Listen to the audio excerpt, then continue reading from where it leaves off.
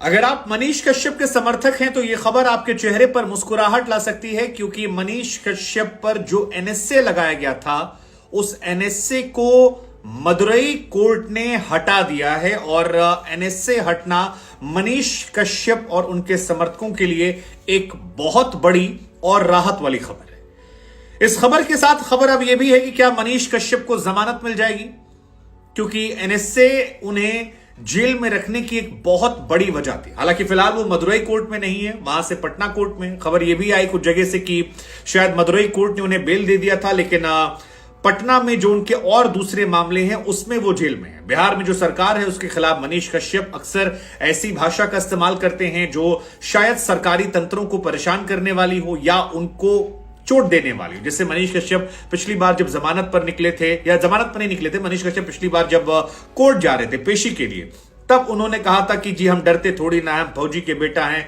चारा चोर के बेटा थोड़ी ना डरेंगे। और उसके बाद काफी सारे सवाल खड़े हुए थे। मनीष कश्यप ने अपनी हत्या की बात भी कही थी कि देखिए जी यादव इंजीनियर की हत्या हो गई, तेजस्वी क्यों नहीं गए, नीतीश भी खामोश बैठे हैं, बहुत सारी बातें उन्होंने की। और उसके बाद इतना हुआ था कि अब मनीष कश्यप जो हैं उनकी पेशी भी वीडियो कॉन्फ्रेंसिंग के जरिए की जाएगी और उसके बाद से वो दिखाई नहीं पड़े, कोई खबरें नहीं आ रही थी। लेकिन अब ये खबर बड़ी आई है कि मनीष कश्यप पर जो एनएसए लगा है उसे हटा। हम आपको बता दें कि हाल फिलहाल में मनीष कश्यप के भाई और उनकी माताजी का भी एक वीडियो सामने आया था, जहां पर उनकी माताजी जो हैं वो सोशल मीडिया पर एक दिया लेकर थी और अपील कर रही थी कि उनके बेटे के लिए दुआ कामना की जाए। 18 मार्च को बेतिया में मनीष कश्यप ने सरेंडर किया था। उसके बाद कई सारे मामले उन पर चले थे। फिर 30 मार्च को तमिलनाडु पुलिस जो है ट्रांजिट रिमांड पर मनीष कश्यप को यहां से ले गई। उसके बाद तमिलनाडु पुलिस ने उन्हें कोर्ट में पेश किया। मनीष कश्यप वहां जेल में बंद थे, फिर वहां पर उन पर एनएसए लगा। पटना में मनीष कश्यप पर 4 मामले हैं, तमिलनाडु में उन पर 13 मामले हैं।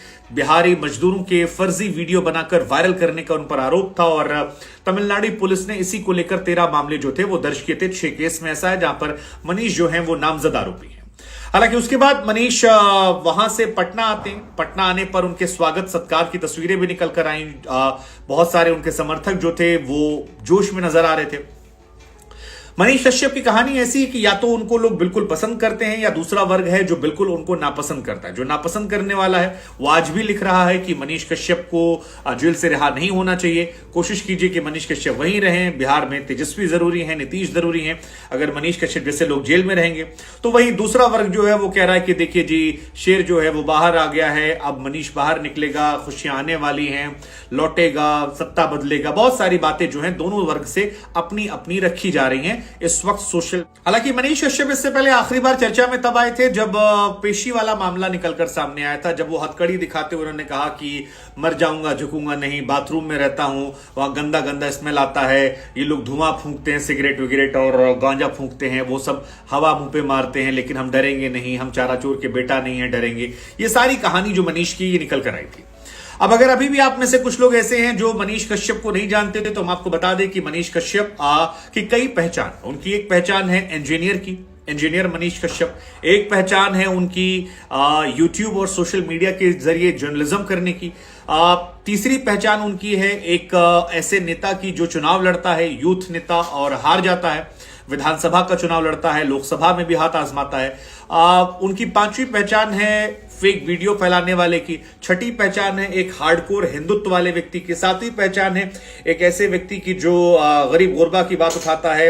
8वीं पहचान है ब्लैकमेलिंग को लेकर की एड वैड मांगते हैं। 9वीं पहचान है कि वो प्रधानमंत्री बनने का सपना देखते हैं। और 10वीं पहचान है एक ऐसे व्यक्ति की जिसे सरकार से पंगा लेने के चक्कर में प्रताड़ित किया जाता है। तो उनकी पहचान जो है वो कई सारी है और इस कई पहचानों के बीच मनीष कश्यप फिलहाल चर्चा के केंद्र में। सोशल मीडिया पर उनकी पॉपुलैरिटी बीते 1-2 सालों में काफी ज्यादा बढ़ी है और अगर आपको वो चुनाव लड़ते नजर आए इस यहां से निकलने के बाद तो हैरानी नहीं होनी चाहिए। हालांकि उनका परिवार बड़ा सामान्य परिवार है, माताजी हाउसवाइफ हैं, पिता जो है फौजी हैं। मनीष कश्यप के बारे में आपको बता दें कि शुरुआती पढ़ाई जो है इनकी वहीं गांव से होती है, अपने गांव में पढ़ते हैं। 12वीं की परीक्षा के बाद महारानी जानकी महाविद्यालय है, वहां से ग्रेजुएशन करते हैं। फिर 2016 में जाते हैं पुणे, वहां से बीटेक करते हैं सावित्रीबाई फुले यूनिवर्सिटी और फिर वहीं पर उनको पटना में जॉब लग जाती है बीटेक के बाद। मनीष कश्यप इंजीनियरिंग की पढ़ाई करने के बाद पुणे से पटना लौटे थे, वहां पर नौकरी की।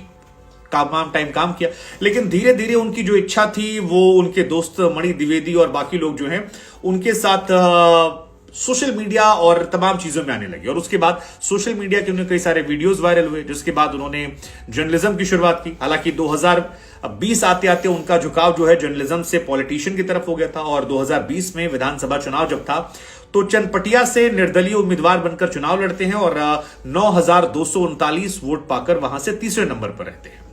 इस हलफनामे से ही पता लगा था यहां पर कि उनका ओरिजिनल नाम जो है वो मनीष कश्यप नहीं है, बल्कि त्रिपुरारी कुमार तिवारी है, और चुनाव लड़ने के लिए उन्होंने इस नाम का इस्तेमाल किया। मनीष उनके घर का नाम है और कश्यप उनका गोत्र है, तो उनका नाम जो है वो है त्रिपुरारी कुमार तिवारी उर्फ मनीष कश्यप। मनीष कश्यप वो सोशल मीडिया के लिए इस्तेमाल करते हैं। लोकसभा चुनाव जो है उसके लिए भी नामांकन किया था इन्होंने, लेकिन लोकसभा चुनाव का नामांकन जो था वो रद्द हो गया और उस टाइम वो चुनाव नहीं लड़ पाए। लेकिन इनका ये कहना है कि 2030 तक वो देश के प्रधानमंत्री बनना चाहते थे। अब फिलहाल दावा करते हैं कि बिहार के मुख्यमंत्री। मनीष कश्यप जेल से निकले, आपको लगता है कि जो एनएसए हटा है ये सही है, गलत है?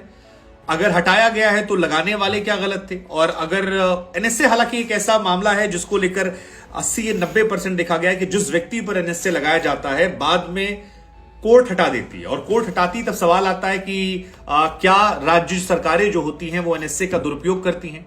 यह सवाल अपने आप में बड़ा होता है, क्योंकि चाहे यूपी हो, बिहार हो, तमिलनाडु हो, अक्सर ये देखा गया है कि अलग अलग विचारधारा के लोगों के खिलाफ, मतलब जैसे जिस राज्य में जिसकी सरकार है उसके अगेंस्ट अगर कोई विचारधारा है सो वो विचारधारा वाले जो हैं उसको बर्दाश्त नहीं कर पाते और राज्य सरकारें जो है एनएसए लगा देती है। एनएसए का फायदा ये होता है कि आप बिना कोई लॉजिक रीजन दिए उस व्यक्ति को काफी समय तक जेल में रख सकते हैं, और एक तरीके से एक ऐसा कानून है जिसको लेकर समय समय पर विरोध होता है। हालांकि मसला यह है कि जब जिसकी सरकार होती है उसके हिसाब से विरोध होता है। जैसे अगर बीजेपी के समर्थक हैं तो आज विरोध कर रहे हैं, जब बीजेपी वाले लगाते हैं तो दूसरा वाला विरोध करता है। तो इस तरह से कहानी चलती रहती है, और यही कहानी मनीष कश्यप को लेकर भी थी कि क्या फेक वीडियो में एनएसए लगाया जाना उन पर सही था, और अगर सही था तो अब हटाया जाना क्या सही है।